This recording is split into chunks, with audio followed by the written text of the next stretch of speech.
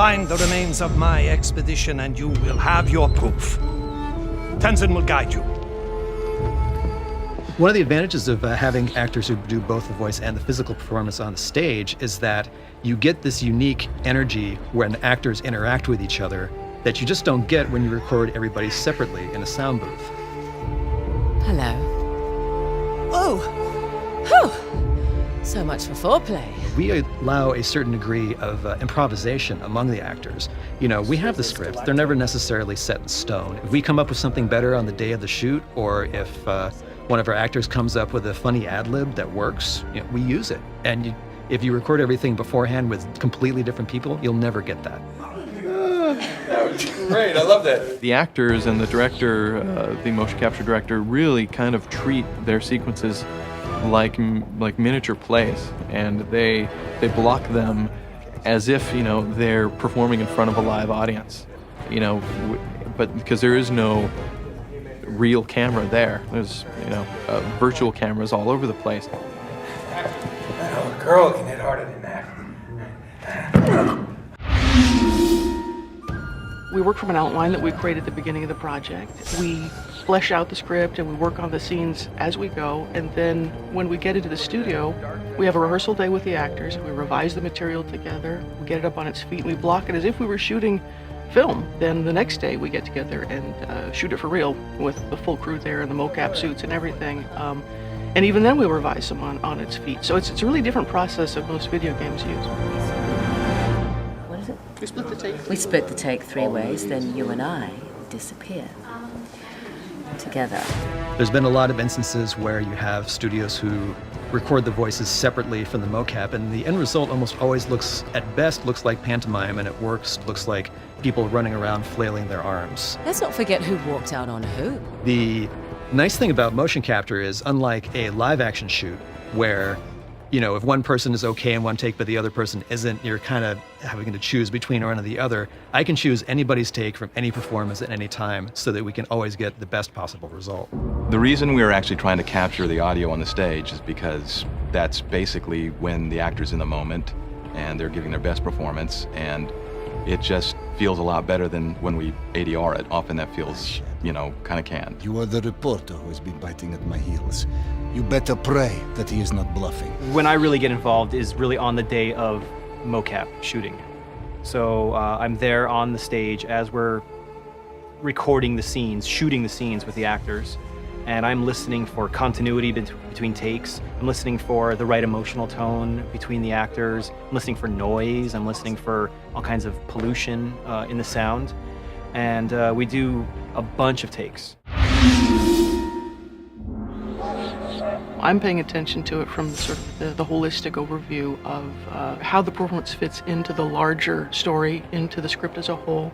I'm listening for the writing, whether it's working, whether what's on the page is coming out on the stage. I place the cameras where I think I'm going to get the best, most effective performances out of everybody, best establishing shots, best close-ups.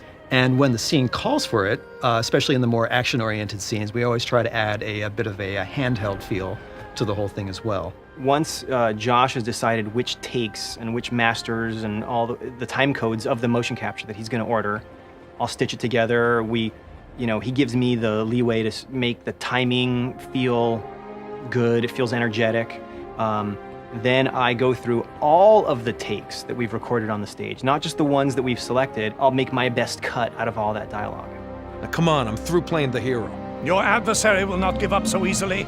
He will not stop until he possesses the thing he desires. The actors give us such great material on the stage, and when we come in, we have to complete that performance and make these characters really alive and who they are. That usually starts off with looking at what the characters are touching and what prop manipulations and how they interact with each other.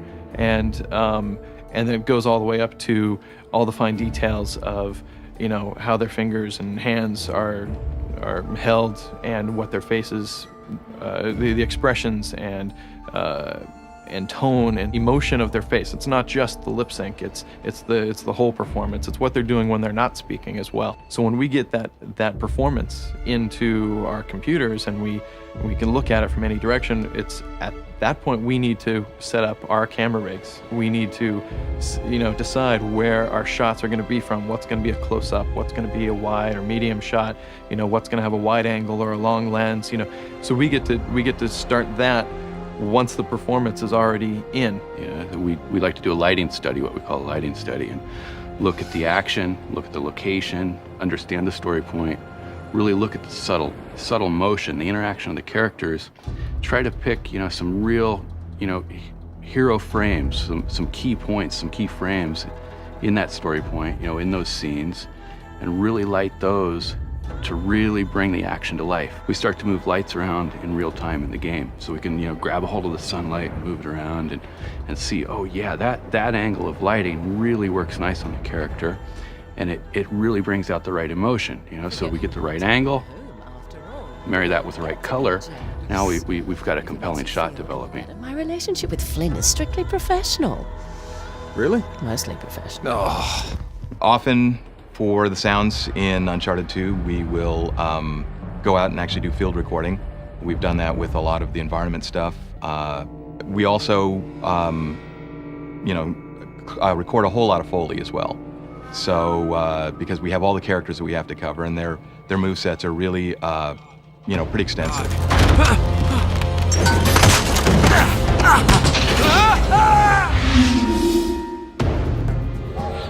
Well, since our goal is to make sure that this sort of cinematic experience that we're providing, both interactively and in terms of the pre-rendered cutscenes, is as seamless as possible, we wanted to make sure everything happened within the same rendering engine, which is our game rendering engine. It's awesome. I mean, it's amazing because, you can play the game, segue right into the cinematic, use the game engine to light these cinematics, bring them to life, and just make it really, really immersive, using the game engine. Just one goes into the other and out, and so continuity is just there.